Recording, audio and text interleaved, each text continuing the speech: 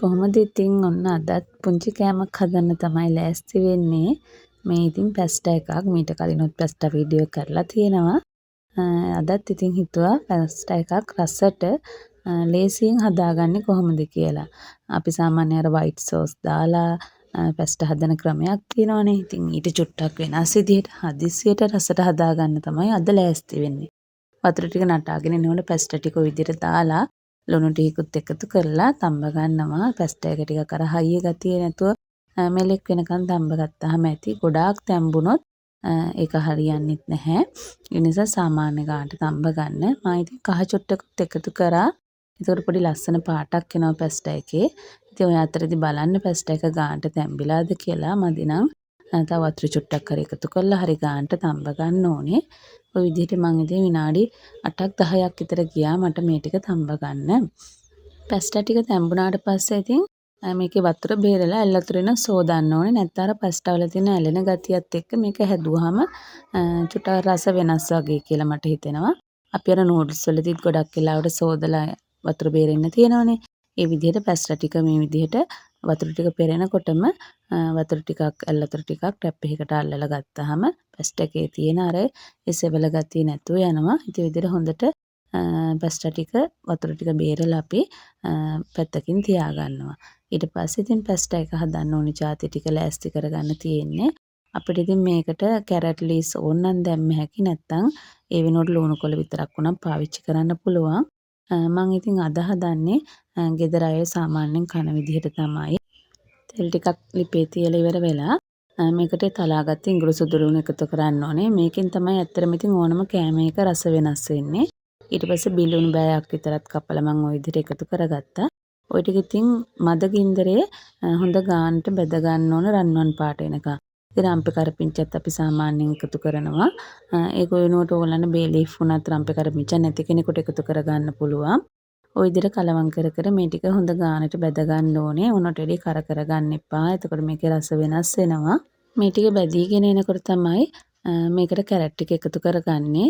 මුලින්ම කැරට් ටික එකතු කරගන්න. ඊට පස්සේ තමයි ලුණු කොළ හරි ලීක්ස් හරි එකතු කරන්න ඕනේ. නැත්නම් ඒ ලුණු කොළ හරි ලීක්ස් හරි හොඳටම තැඹුණාට පස්සේ අර ඒකේ පාටත් වෙනස් වෙනවා. ඔය අතරේදී මම ඔකට ලුණුයි ගම්පිරිස්සුයි එකතු කරගන්නවා. ඊට පස්සේ මේ ටිකත් විනාඩි 3-4ක් කලවම් කරන්න. කැමති නම් මේකට කැලමිරිස් ටිකත් එකතු කරගන්න පුළුවන්. සැර කන්න කැමති නම් අපේ ගෙදර නම් ඉතින් පොඩ්ඩක් සැරට කනවා. ඒ නිසා මම කැලමිරිස් චුට්ටකුත් එකතු කරගත්තා.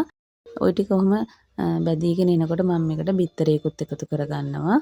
ඉතින් බිත්තර නම් කැමති ප්‍රමාණයක් එකතු කරගන්න පුළුවන්.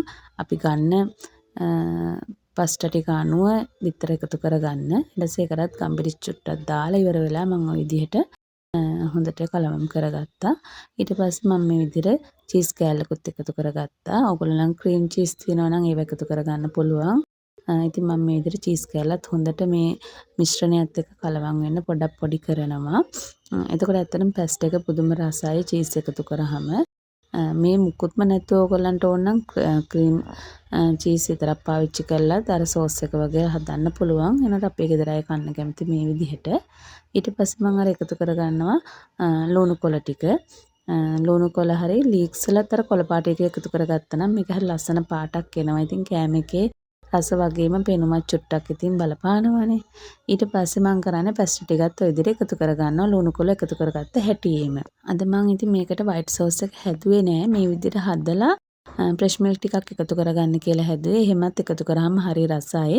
ෆ්‍රෙෂ් මිල්ක් නැත්තම් මේකට හොඳ උකු පොල් කිරි ටිකක් එකතු කරාම ඒ ක්‍රීම් රස එනවා. මොකද අපි අර මිශ්‍රණයටත් එකතු කරලා තියෙන්නේ චීස් කෑල්ලක්. ඉතින් ඒ නිසා ඒ රස හොඳටම එනවා. ගොඩාක් අර මේ ඇලෙන සුළු ගතියක් එන්නේ නැහැ. මොකද එහෙම සෝස් එක හදලා ගත්තේ නැති නිසා අපේ ගෙදර අය ඉතින් මේ විදිහට තමයි ගොඩක් වෙලාවට කන්න කැමති. අර තෙතට වගේ කන්න අකමැති. ඉතින් එතකොට හොඳ ක්‍රීමි රසට පැස්ටා එක හොඳට හදා ගන්න පුළුවන් මේ විදිහට. පස්සේ ෆ්‍රෙෂ් මිල්ක් හරි පොල් කිරි හරි එකතු කරාම මම ආයෙ පොල් කිරි වලින් හදනකොටත් ඔයගලන්ට වීඩියෝ එකක් ගේන්නම්. ඒකත් ඉතින් ඇත්තටම වෙනසක් නෑ. මේ විදිහටම පොල් කිරි ටික තමයි එකතු කරන්න තියෙන්නේ. ඔය විදිහට මම අර කිරි ටික චුට්ටක් රත් වෙනකන් තව මද ගින්දරේ ටිකක් වෙලා තියාගෙන ඉන්නවා. ඒ අතරදී කලවම් කරනවා. නැත්නම් කිරි වල අමු ගතිය වගේ මේක ෆ්‍රිජ් එකේ තිබෙන සීතලයි. ඒ නිසා ওই විදිහට හදලා ඉවර කරගන්න පුළුවන්. මම ලුණු මදි වගේ නිසා ලුණු චුට්ටකුත් එකතු කරා. ඕගොල්ලොත් ඉතින් රස බලලා ලුණු ගම්බිරිස් ආයෙ එකතු කරගන්න. අපේ ගෙදර චුට්ටක් සැරට කන නිසා ඉතින් මම තව ගම්බිරිස් චුට්ටකුත් එකතු කරලා මේක කලවම් කරනවා. බලන්න පෙනුමෙන්ම තියෙනවා අර හොඳ ක්‍රීම් ගතියට තියෙනවා වගේ. ගොඩාක් දියාරුවටත් නැහැ. කන්න ආස හිතෙන හොඳ රසකට මේක හදා ගන්න පුළුවන් මෙන්න මේ විදිහට. එහෙනම් ඉතින් වීඩියෝ එක බලපුව ඔයගලන්ට ගොඩාක් ස්තුතියි. ආයෙ අලුත් වීඩියෝ එකක එනකන් හැමෝටම බුත් සරණයි. ගිහිල්ලා එන්නම්.